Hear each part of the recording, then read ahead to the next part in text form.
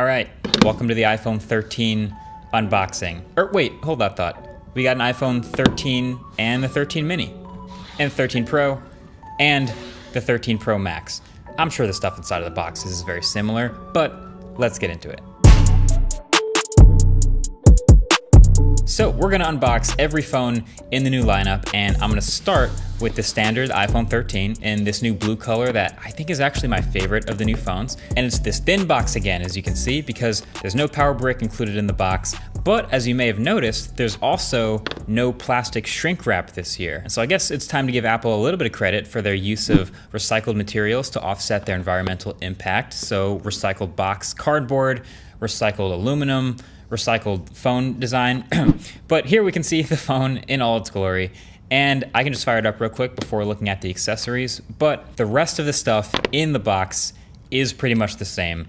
You get a Lightning to USB-C cable, and you get some paperwork, a SIM card tool, and an Apple sticker that is not colored, just a white Apple sticker. But yeah, that's the iPhone 13 in the hand for the first time. Let's grab the 13 mini next. So this is actually a new darker color. It's called Midnight. It's not quite black, but it is a very, very, very dark blue. But I think the camera bump might actually also be close to black on this Midnight iPhone. Then the Pro iPhones here. The Pro iPhones come in black boxes again. So this is the gold 13 Pro. A lot of the same stuff. Again, white Apple sticker, normal accessories. And then the Sierra Blue 13 Pro Max. Big phone, big camera bump, which I'll get to in a second, and just have to make sure, but yes, they do in fact all come with white Apple stickers. But that is the unboxing, and that is your iPhone 13 lineup. So by the time you're watching this, I have been testing these new iPhones for the better part of 5 days now, which not quite enough time for a full review, but definitely enough for some solid first impressions. So that's what I'm gonna give you today. Also, make sure to subscribe to be among the first to see the full reviews when they drop. And also let me know which one you wanna see reviewed first. But yeah, from the outside, it looks almost identical to last year's phone, and in the hand, it feels almost the same too. Although it is a 1/4 millimeter thicker, which I don't notice at all, but then also about 20 grams heavier, which I do notice. Not by much, but I did notice because I'm so calibrated to the 12. Now, most of this extra heft is from a slightly larger battery capacity. And the more I use these phones, this is starting to be interesting, the more I'm starting to think that this may be the most underrated new change on these iPhones. I have been very impressed with the battery here, especially on the larger phones. So I had a day with the 13 Pro where I had nearly 5 hours of screen on time with half battery left, which is crazy good. And that's not even the Pro Max. So we'll see if this continues to hold up, but that's definitely something to keep an eye on this year that I wasn't expecting as much. You know, obviously it's a pretty minor update, but in the grand scheme of things, even if Apple didn't add crazy fast charging or ultra fast wireless charging, the fact that they did make the phone a little thicker and a little heavier for a little bit of a bigger battery, all right, yeah, thumbs up. But really, the only other two updates to evaluate are the cameras and the screen. So for these cameras, I already have a bunch of sample photos here, and I encourage you to follow me on Twitter or Instagram because I'm gonna keep posting new sample photos and videos as I keep testing these. But overall, my impression so far is still a great set of cameras, especially in broad daylight, of course. And the bigger improvements will be seen in more edge cases like low light, fast moving subjects, etc. Definitely gonna shoot some more of that type of stuff. But the star of the show really is all the sensors are bigger and better, and they're still 12 megapixels each, but that ultra wide in particular looks much better with the sharpness across the whole frame. And I'm pumped that the new telephoto on the Pro is 3x, slightly better than the 2.5x on the Pro Max last year. And again, a larger sensor. But that's why all these cameras are so massive on the back of the phones too. It's of course an aesthetic change between this year's phone and last year. The cameras are also now diagonal on the 13 and 13 mini, not just to look different, but to fit that new hardware. And it's just an overall bigger camera bump that's super duper thick. Damn, boy, he's thick! I do already have a couple quirks, things that I've noticed about these cameras though. One, ProRes. So these Pro cameras, the 13 Pro, 13 Pro Max, were supposed to have ProRes video, super high quality codec that's used all the time in the video world. It's not here. It's not here yet, anyway. This is a coming soon feature that will apparently be pushed sometime with a software update. Again, I can't evaluate it. It's supposed to be here, but it's not. And Apple's usually pretty good about eventually delivering things they promise, especially in software.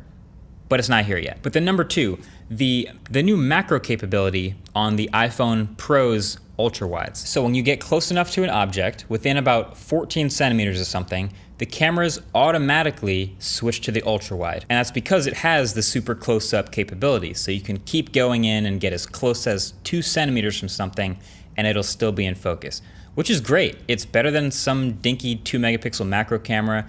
It's super high quality. It's taking a crop from a higher quality sensor instead. It's been fun to play with, but this all happens automatically with no manual override at all. Not a huge deal to some people, but like you can see the switch when it happens in the viewfinder, but there is no indication that it has switched cameras at all. So you walk in closer to something, it switches to the crop of the ultra wide, but it still says 1x on the right side, like it's still coming from the main camera when it isn't.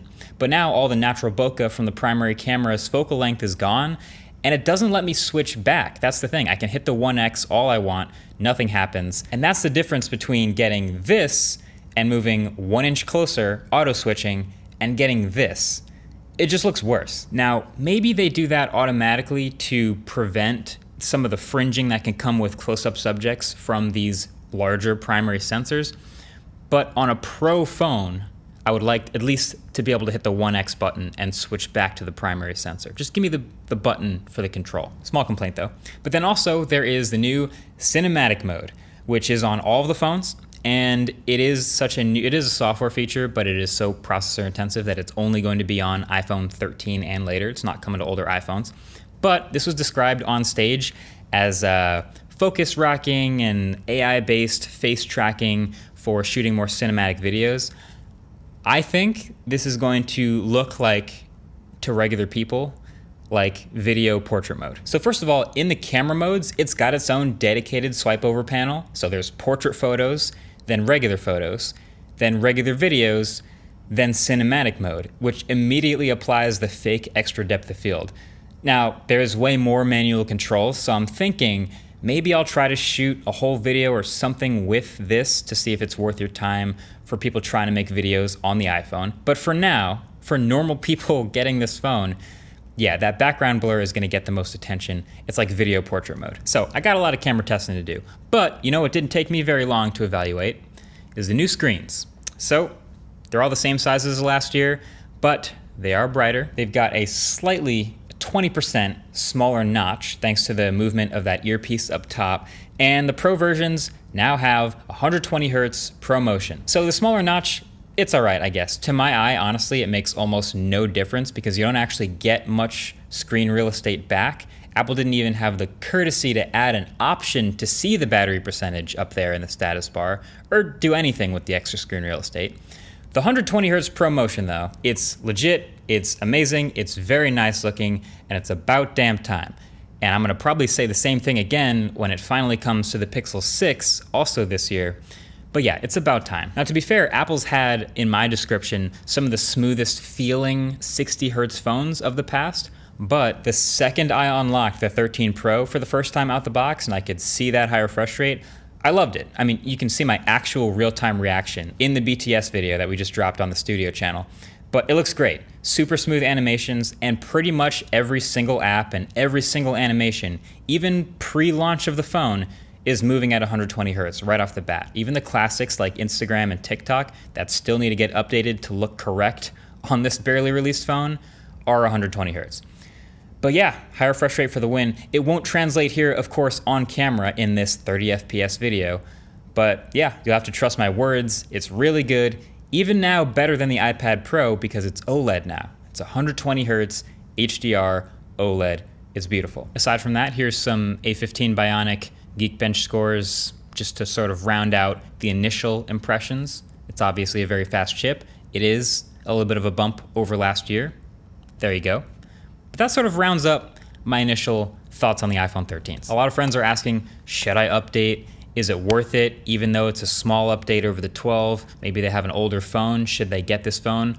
First of all, friends, wait for the full review. It's coming very soon. That'll have all the details. But yeah, it is such a minor set of changes that I think if you were thinking about getting the 13 specifically, then you might consider a freshly discounted 12 because the phone is so similar and it just dropped now that the 13 came out. With the mini, the battery life on the smaller one was bad, so maybe you'll get the 13 mini instead with the better battery life. And with the Pros, of course, there's 120 hertz to consider, but overall, for people with older phones like iPhone 10s, iPhone 8s, any older phone, this represents a solid, now a good buy again. And hey, if you do get the 13, you might as well protect your investment. I mean, that 1 terabyte iPhone 13 Pro Max costs $1,600. Wouldn't want that to crack on the first week, would you? Shout out to the D-Baron grip case. No better way to protect your investment. I'll link that below. But let me know in the comments, what stuff do you want to see covered in detail in the full review? And also, which one should I review first? I have a feeling it'll probably be the 13 standard, but let me know anyway. We'll check those out. Either way, that's been it. Thanks for watching. Catch you guys soon. Peace.